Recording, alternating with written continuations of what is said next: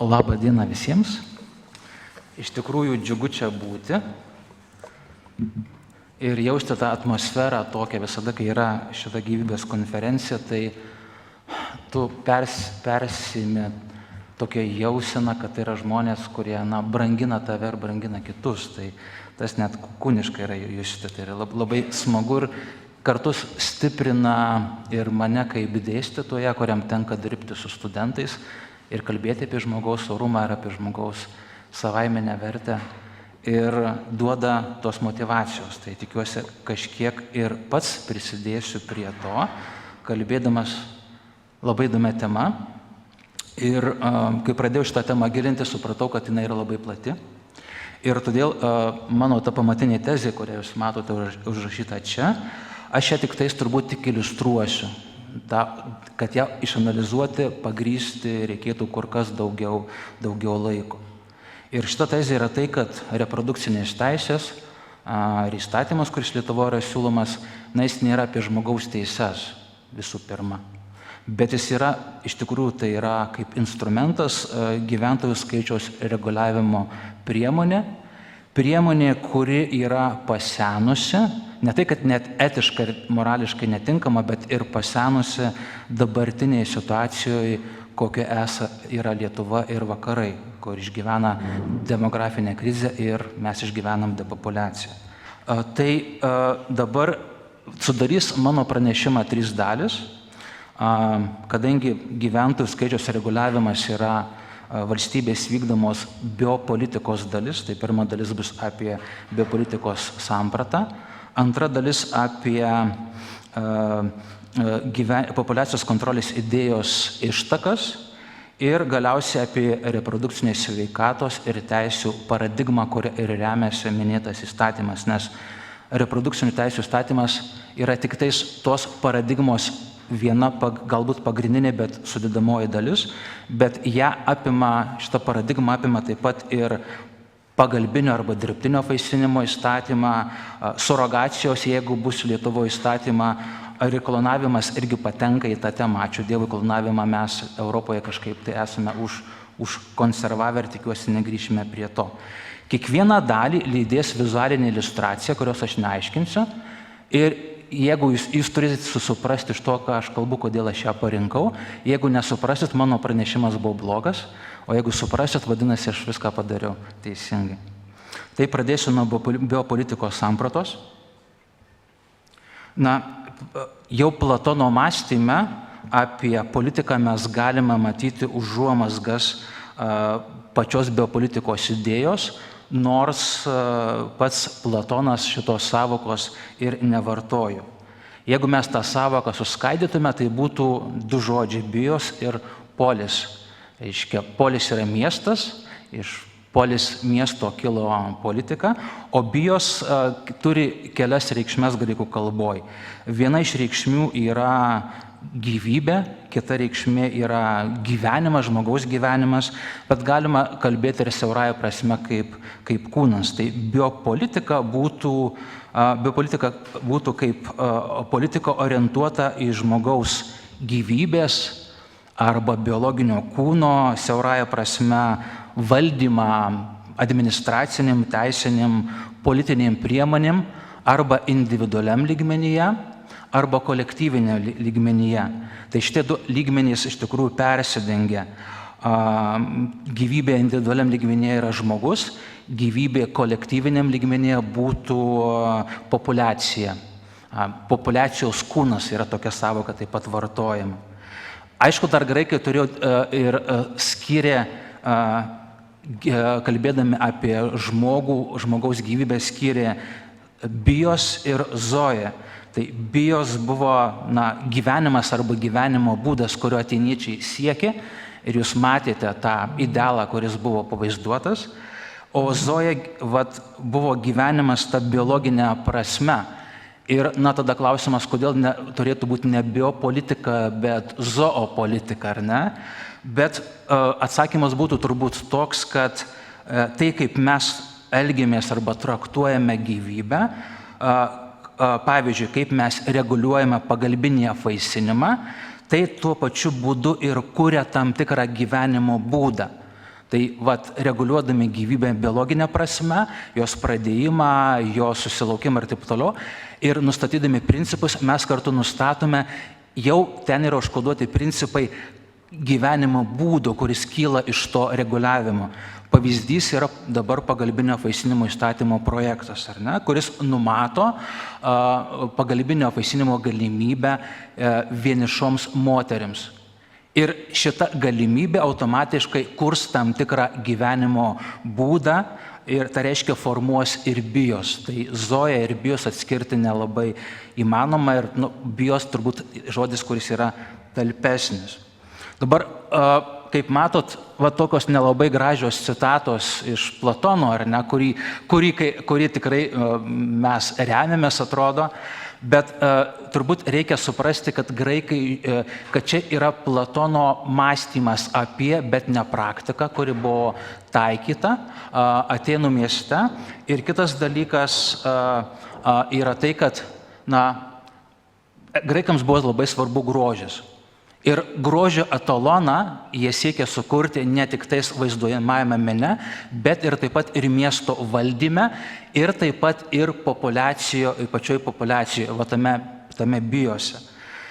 Todėl ir iš tos Platono minties ir kyla įvairūs, ačiū Dievui, tuo metu teoriniai pasiūlymai, kaip reikėtų siekti tos idealios biopolitikos, idealaus populiacijos būvio. Tam tikras skaičius, tada selektyvus lytiniai santykiai, selektyvus atrinkimas naujagimių ir taip toliau. Beje, Spartoje tas ir buvo praktikuojama. Tai dabar, kodėl visgi kalbant apie valstybę, ar ne, klasikinė prasme, valstybės galia buvo suvokiama kaip priklausanti nuo teritorijos. O kodėl graikai pradėjo kalbėti apie populiaciją, apie bios? Pati specifika.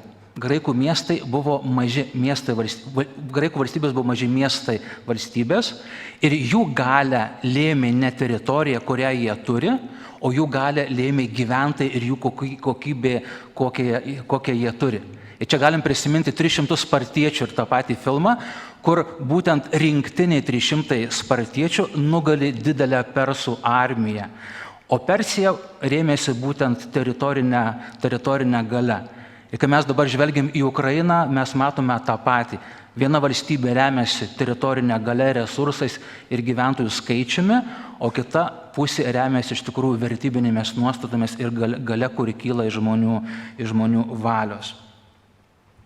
Dabar pačią biopolitikos savoką nukalė prancūzų mąstytojas Mišelis Foucault ir jis kalbėjo apie biopolitiką kaip apie valstybės valdžios formą, kuri orientuojasi į gyvybės valdymą.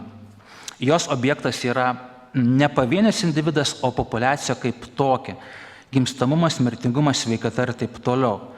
Ir iš esmės gyventojai yra suvokiami kaip resursas, visų pirma ekonominis, ir politika yra to resurso valdymas. Taigi, kai mes girdime dabar Lietuvoje arba kitur, kad reikia įsileisti arba neįsileisti tam tikrą kiekį migrantų, kad reikia leisti ar neleisti teikti pagalbinio apvaisinimo paslaugas vienišoms mamoms, tai yra biopolitikos klausimai. Tai yra kalbėjimas apie tai, kaip valdyti tam tikrą resursą. Ir iš tiesų patys pirmieji, kurie pradėjo tą resursą valdyti ir kodėl Mišelis Foucault pradėjo nagrinėti, tai buvo naciai, kurie kalbėjo apie sveiką valstybę ir būtent dėl sveiko resurso jie tam tikras visuomenės grupės, kurios buvo netinkamos, nesveikas resursas, pradėjo eliminuoti. Tai ir jie pirmieji pradėjo taikyti eutanazijos praktiką, jie pirmieji pradėjo naikinti psichinius ligonius, kitus neįgaliuosius, nes jie grynino savo bios, tai buvo biopolitikos įgyvendinimas praktikoje. Dabar kitas aspektas, tai paskutinis pavyzdėlis, praeitą savaitę Seime buvo priimta rezoliucija, kuri vadinasi labai tipiškai. Rezoliucija dėl demografinės politikos ir žmogiško kapitalo plėtros. Tai rodo, kad toj biopolitikoje svarbiausia akcentai yra ekonominiai ir susipina taip pat ir ideologiniai. Bet kurį įstatymą žiūrėsim ar pagalbinio apvaisinimo arba reprodukcinių teisių, šituos du argumentus taip pat mes ten rasim. Galiausiai reikia paminėti ir italų mąstytoją marksistą Giorgio Agambeną, kuris irgi mąstė apie biopolitiką, bet jis sakė, kad valstybė ne tik tai reguliuoja gyvybę arba gyvenimo būdą, bet jinai pati aktyviai tą gyvybę arba gyvenimo būdą kuria. Ir pavyzdėlis yra labai paprastas, juk dabartinė valstybė savo įstatymai sprendžia, kada žmogus yra laikomas žmogumi, o kada nėra laikomas, kada jam šis statusas gali būti suteikiamas arba kada nesuteikiamas. Ir to tokio kūrimo, gyvybės kūrimo biopolitikos prasme pavyzdėlis yra pagalbinio apvaisinimo įstatymas, kuris įteisina embrionų selekciją. Pirmiausia, reiškia, yra daroma skirtis atrenkami gyvybingi embrionai nuo negyvybingų, nors kriterijų įstatymė nėra, paliekama patiems medikams nuspręsti. Tada atrenkami prie embrioninio genetinio tyrimo pagalba genetiškai sveiki ir nesveiki, o tada dar jeigu likę sveiki, dalis jų yra implantuojama, dalis ne, užšaldoma 2 metams, o po to yra sunaikinama. Taip tariant, valstybė labai aiškiai kuria biopolitiką ir reguliuoja gyvybę, sakydama, kada tai yra gyvybė, kada tos gyvybės statuso neturi. Ir teisė gyventi biopolitikoje, tokia mąstyme, priklauso nuo biologinių kriterijų. Nors moralinė ir etinė prasme, tai ta pati žmogiškoji gyvybė, turinti tą patį žmogiškąjį orumą. Ir čia turbūt biopolitika pažeidžia labai svarbų etinį nedisponuojamumo žmogaus gyvybę principą. Iš esmės, biopolitika, kurią daro valstybė, yra disponavimas žmogaus gyvybę.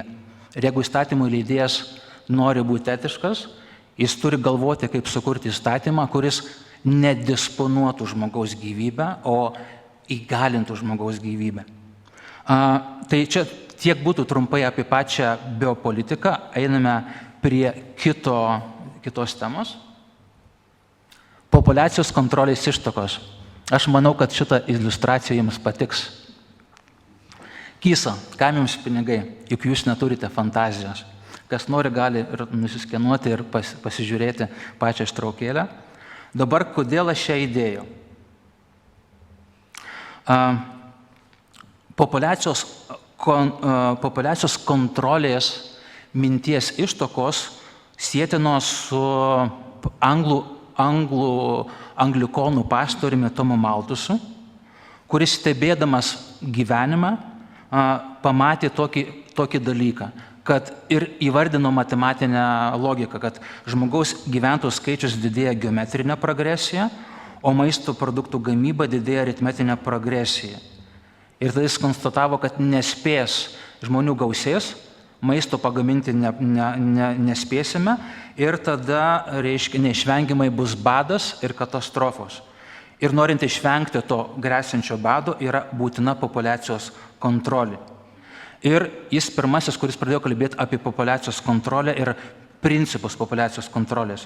Būdamas anglikonų pastorius, jis nesiūlė abortų arba dar kažko, jis kalbėjo apie gimstamumo kontrolę kaip atsakingą santuokos sudarimą ir kaip gimstamumo prasme kaip susilaikymą.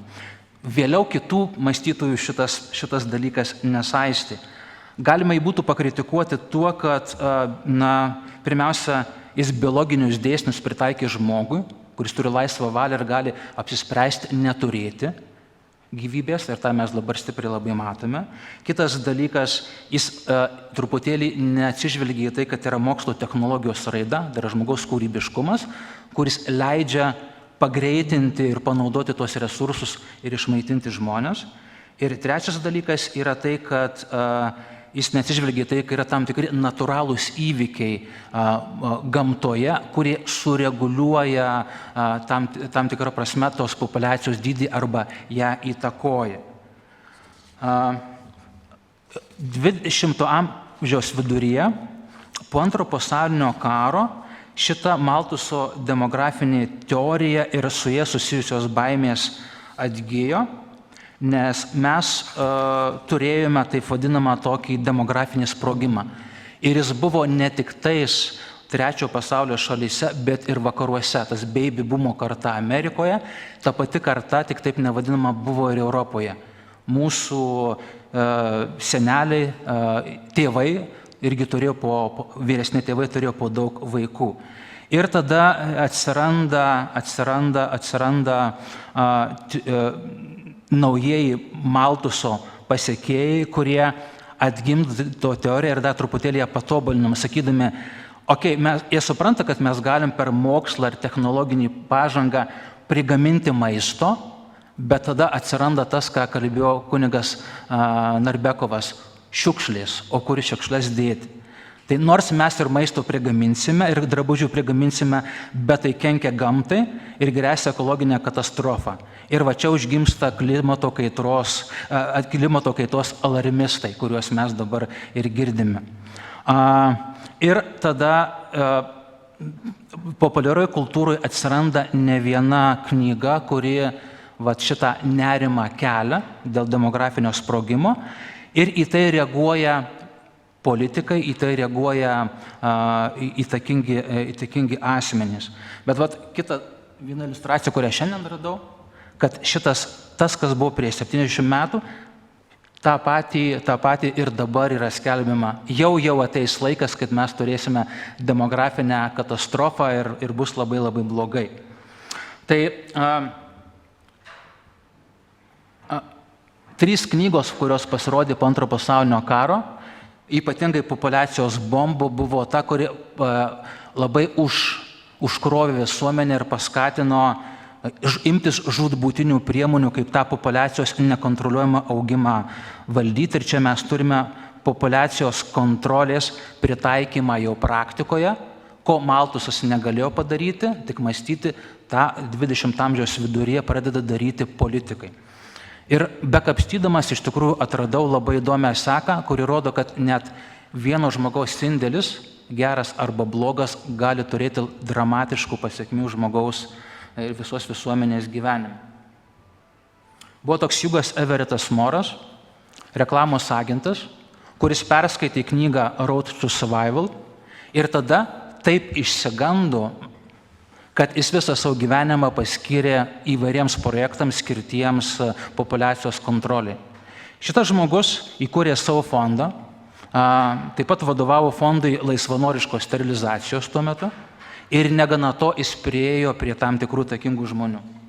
Ir mes čia turim tokią seką. Pirmiausia, priėjo prie tokio Draperio generolo, kuris buvo Dwighto Eisenhowerio patarėjas ir pirmas NATO atašė nuo Jungtinių Amerikos valstijų. Ir su Draperiu jis įsteigė Draperio komitetą ir tas Draperio komitetas apsvarsto šitą klausimą ir pasako 3 dalykus. Ir tai yra verta perskaityti.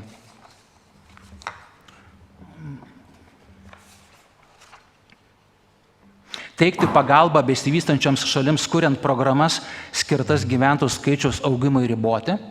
Tai, ką mes vadiname abortai už pagalbą Trečiojo pasaulio šalims. Čia. Skirti didesnę paramą motinų ir vaikų sveikatos programoms. Geras dalykas. Skirti paramą gyventojų tyrimo programoms, įskaitant kitų šalių ir jungtinių tautų atliekamus tyrimus. Jungtinių tautų aktyvizmas populiacijos kontrolės srityje atsiranda čia. Jungtinių Amerikos valstijų politikos įtakoje. Taigi, USAID programos išardymas, nes iš šitos programos atsirado USAIDas ir jame atsirado populiacijos padalinys ir prasidėjo visų šitų reprodukcinių teisių finansavimas valstybinių lygmenių. Tai Trumpo padarytas išardymas USAID yra moralinė skola mūsų civilizacijai, turbūt galima pasakyti.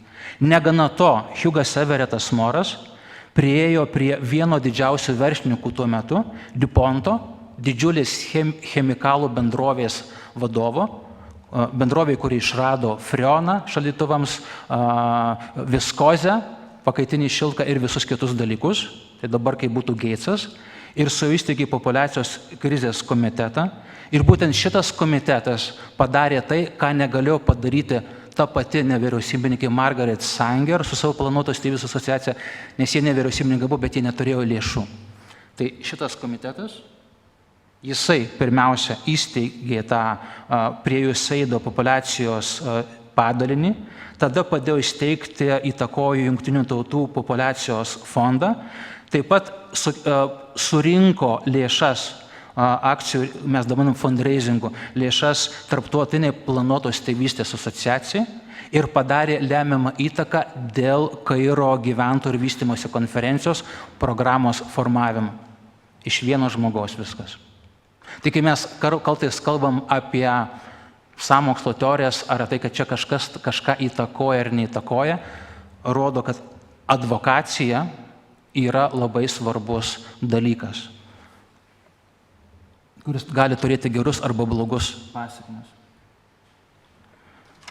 Tai dabar perinu prie Kairo konferencijos, nes būtent šitoj konferencijoje buvo ir įteisinta taip vadinamoji reprodukcinės sveikatos ir teisių paradigma. Ir reikia pasakyti čia keletą dalykų. Reiškia, kad iki tos konferencijos kažkaip egzistavo toks tarptautinis konsensusas, kad kiekviena valstybė sprendžia dėl populiacijos politikos. Nes vienos galbūt nori populiacijos augimo, kitos nenori ir nėra vienovės. Šitoj Kairo konferencijoje buvo priimtas toks politinis sprendimas, sprendžiant globalaus gyventojus skaičių reguliavimo klausimą, vadovautis tarptautiniu konsensusu. Ir tą konsensusą arba sutarimą ir išreiškė būtent reprodukcinio sveikatos ir teisių paradigma. Dabar kita priežastis, kodėl ta konferencija buvo ne tik dėl to, kad turėti vieną požiūrį arba approach, buvo tai, kad per jau mano minėtas Jungtinių tautų agentūras ir per Jungtinių Amerikos valstijų daromą spaudimą trečiojo pasaulio valstybėms, iš tikrųjų atsirado įvairios praktikos, kurios tiesiogiai prieštaravo žmogaus orumui. Ir čia cituoju feministės straipsnį, kuri labai aiškiai įvardina, kad tiek tokios praktikos kaip finansinių paskatų teikimas sterilizuoti sutikus asmenis Bangladeše, spaudimas siekti kontracepcijos tikslų Indonezijoje arba žiaurios priverstinės sterilizacijos kampanijos Indijoje ir vieno vaiko politika Kinijoje buvo tai, kas kėlė tarptautinį labai didelį nepasitenkinimą. Ir tada tarptautiniam formate buvo pradėta ieškoti kito netokio smurtinio būdo, kaip užtikrinti populiacijos kontrolę. Ir panašiai kaip Stambulo konvencijos atžvilgiu įvyksta tam tikras alijansas tarp populiacijos kontrolės šalininkų ir feministinio judėjimo įvyksta alijansas ir atsiranda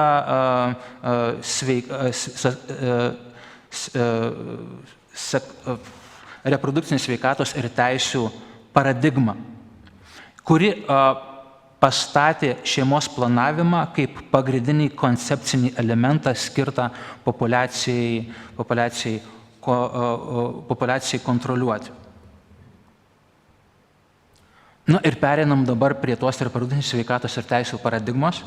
Tikiuosi, nešokiruoju šito dalyko. Bet ką reikėtų pasakyti, kad suprasite truputėlį vėliau šitą dalyką, bet aš galbūt apie pačią paradigmą kelis dalykus pasakysiu. Čia kas ją formavo, čia praeitą savaitę turėjom diskusiją ir gavau tokią įžvalgą, kad reikėtų akcentuoti būtent vieną dėmenį šitos paradigmos susiformavime. Ne tik politinį, ne tik tais techninį, ekonominį, bet būtent materialistinės pasaulėžiūros dedamąją. Ką šito dalyku noriu pasakyti? Yra teistinė pasaulėžiūra ir yra materialistinė pasaulėžiūra. Ir materialistinės pasaulėžiūros požiūriu, jeigu žmogus yra tik tais kūnas, tai visiškai nėra jokio skirtumo, kokiu būdu jis pagaminamas, ar natūraliu, ar nenatūraliu būdu. Ir mano kolegė, su kuria dirbu neseniai, paklausė, ką tu manai apie pagalbinį vaisinimą? Aš sakau, ką tu manai? Sako, man tai sako kažkaip keista, nes o kur siela atsiranda? Taigi jinai žvelgia į žmogaus gyvybę integraliai, kaip apimančią ne tik materialų dėmenį, bet ir tą dvasinį pradą. Ir natūralu, kad mes kalbame apie reprodukcinės teisės, o ne apie prokreacinės teisės, nes prokreacija yra natūralus procesas, būdingas žmogui kaip kūniškai ir dvasiškai būtybei, o reprodukcija yra technologinio proceso rūšis. Ir su reprodukcinios paradigmos atsiradimu sukūrimas iš tikrųjų transformavosi į vaiko pagaminimą arba atgaminimą, vaiko pradimas į vaiko padarimą. Net ir tuose debatuose dėl pagalbinio vaisinimo girdi, kad reikia vaiko padarimas arba pasidarimas yra naudojama sąvoka. Tai turbūt man jau reikia baigti. Aš tik tais galbūt perskaitysiu paskutinės tezes.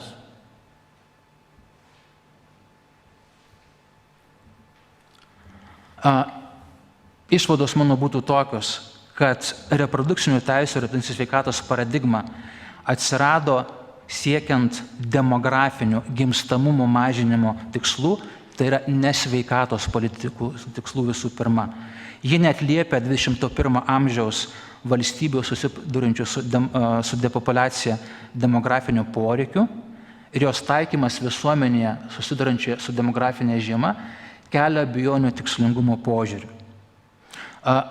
Laisvanoriško šeimos planavimo pavertimas visuomenės sveikatos politikos priemonė sprendžia demografinio vystymosi problemas, tokias kaip gyventojų pertekliaus mažinimas ar depopulacijos įveika, kelia moterų ir jų sveikatos instrumentalizacijos logiką. Iki šitos paradigmos įsivyrimo šeima pati tvarkėsi su šitais dalykais.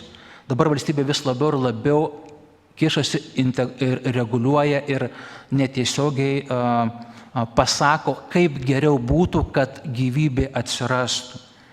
Ir koncentracija į šeimos planavimą reprodukcinės moterų sveikatos srityje kelia riziką, jog moters reprodukcinės sveikatos vertinimo kriterijais bus laikomi abortų ir šeimos planavimo rodikliai, tokie kaip kontracepcijos vartojimo mastas, nepatenkintas kontraceptinių priemonių poreikis, o netiesioginė su moterų sveikata susiję rodikliai, jos vaisingumas paprasčiausiai sakant. Tai būtų tiek, gaila negalėjau visko pasakyti, ką jums buvau pasiruošęs ir norėjau pasakyti, bet turbūt patį jausmą ir pačią idėją, ką aš norėjau pasakyti, perdaviau. O kas nesuprato, kalbant apie prieiškimą, norėjau pasakyti tokią mintį. Šeimos planavimas yra moralus dalykas. Priemonė šeimos planavimo gali būti nemoralios. Mergelė Marija buvo pirmasis žmogaus istorijoje, kuris galėjo laisvai apsispręsti, turėti ar neturėti vaikų. Ir tai yra gerai laisvas apsisprendimas. Bet priemonės, kurias mes siūlome, gali būti nemoralios. Taigi leiskime žmonėms laisvai apsispręsti ir visuomenė laisvai apsispręsti ir siūlykime tas priemonės, kurios būtų moralios. Tai tiek būtų. Ačiū.